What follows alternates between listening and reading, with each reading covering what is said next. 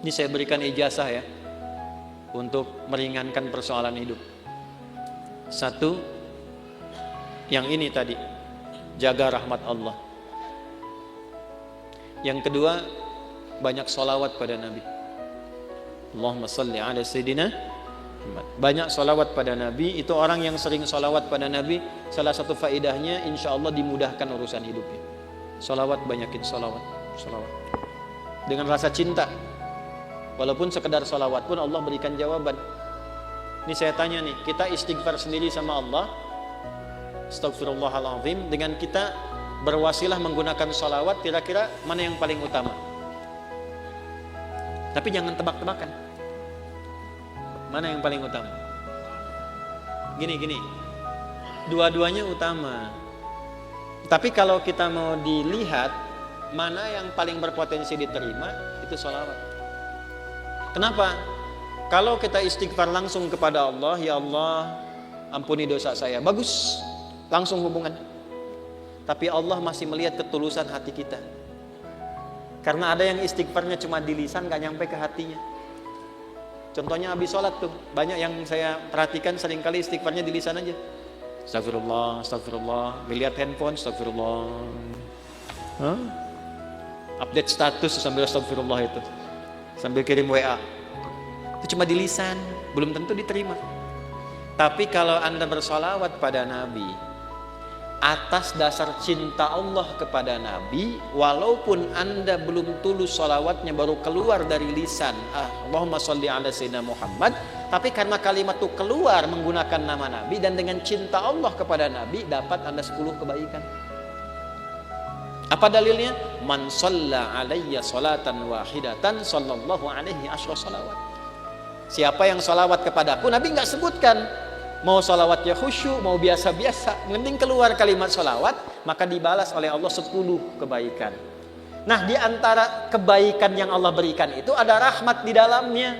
Ditemukan di mana? Di Quran surah kedua, di ayat berapa? 157. Al-Baqarah ayat 157. Bunyinya bagaimana?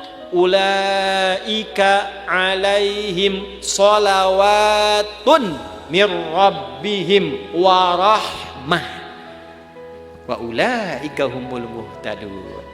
Ada orang-orang yang hidupnya dijamin oleh Allah mendapatkan sholawat dari Allah. Apa makna sholawat dari Allah? Pujian yang melahirkan rahmat. Tahu dari mana rahmatnya? Kalimat setelahnya berupa tafsir. Sholawatu wa rahmah. Apa makna rahmat di sini? Memudahkan urusan hidup. Dari mana dalilnya? Kalimat setelahnya. Wa ulaika humul muhtadun. Dan merekalah orang-orang yang dimudahkan hidupnya.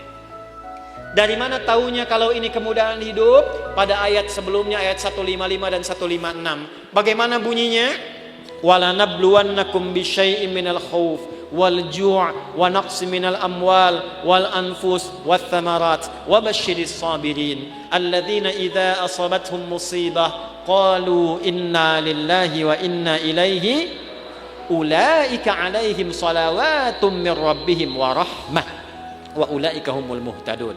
Duhai kalian yang hidup, aku akan uji dengan berbagai ujian supaya membuat hidup kalian berkualitas, kalian lebih baik lagi. Ujian itu satu bentuknya kekhawatiran. Sekarang pun ada yang khawatir kapan Ustadz selesai ngajarnya.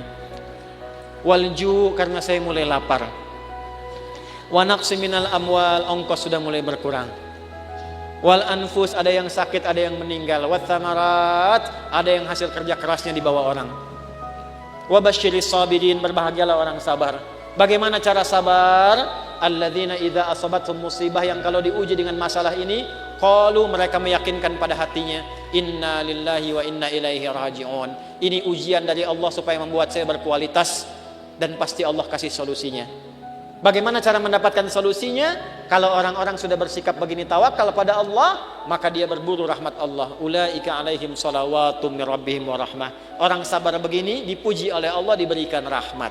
Kalau Allah sudah kasih rahmat, maka Allah berikan kemudahan untuk menyelesaikan semua masalah hidupnya. Maka orang-orang yang mempraktekkan hadis ini ar-rahimuna, orang-orang yang berkasih sayang, mempraktekkan hidup dengan rahmat, langsung otomatis dijaga oleh Allah dengan rahmatnya ini supaya dimudahkan semua urusan hidupnya. Semakin kuat prakteknya, semakin mudah hidupnya. Saya berani berkata begini karena saya mencoba, benar enggak ini kan dengan keyakinan tuh. Benar enggak tuh untuk menenangkan hati, bukan meragukan itu.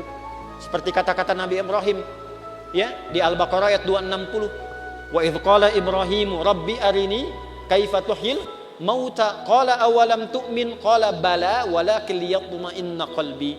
Ya Allah, tunjukkan padaku bagaimana cara engkau menghidupkan yang mati. Kata Allah, kamu belum yakin. Kata Nabi Ibrahim, saya yakin ya Allah, supaya hati saya tenang saja. Saya lihat orang-orang dulu kok betapa mudah hidupnya. Kita praktekkan satu-satu. Melihat orang dengan kasih sayang, mencoba untuk memaafkan, mencoba untuk berlapang dada, menempatkan pada tempatnya. Latihan aja, baru latihan itu dimudahkan Pak. Baru latihan masih sedikit. Ini tidak beli, ini tidak beli. Pak, ini pami kaca soca ya, aya nu ngintun. Ku Bapak diangge eta biasa. Tapi Bu, kaca soca ukurannya sami persis. Tuh. Sama persis ukurannya dengan keadaan mata saya. Kan Anda nggak tahu berapa yang silindris, berapa yang minus ini. Ini kalau saya buka kacamata, laki-laki dan perempuan sama. Sama-sama manusia. Makanya kenapa Bu kalau pengajian perempuan, ibu-ibu, sab muslimah itu saya buka kacamata. Ya, tujuan utamanya supaya yang paling cantik tetap istri saya. Ya, ini sama ukurannya Pak, tuh persis. Setiap ada model baru datang ukurannya sama persis. Dari mana? Siapa yang pernah ngecek mata saya?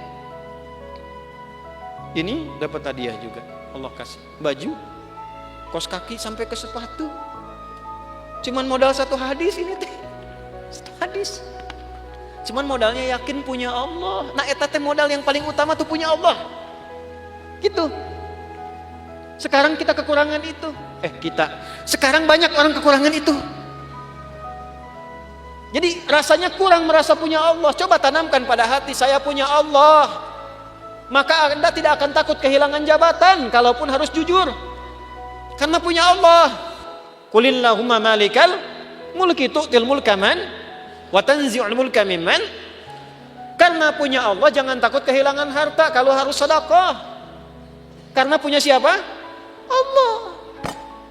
Makanya dekati Allahnya. Ittaqillaha haitsuma kunta wa atbil hasanata sayyi'atal hasanata tamhuha. Ihfadillaha yahfad. Jaga Allah, Allah jaga kita. Jaga Allah itu maksudnya apa? Jaga diri kita tersambung dengan Allah. Ini pakai hadisnya, pakai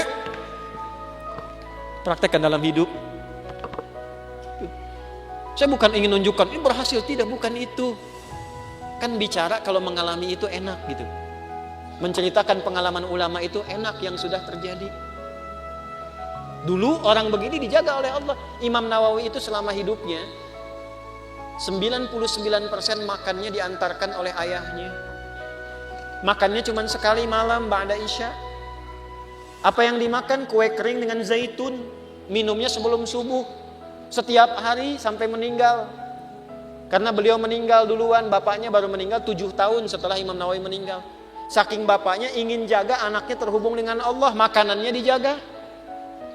1%-nya kalau diundang, ada jamuan dipastikan dulu halal. Gak mau makan sendiri, yang lain diajak makan sama-sama. Imam Nawawi itu. Makanya sampai sekarang berkah, kitabnya masih kita jaga dan kita kaji sampai sekarang. Karena apa? Menjaga hubungan dengan Allah. Ya. Nah itu yang kedua.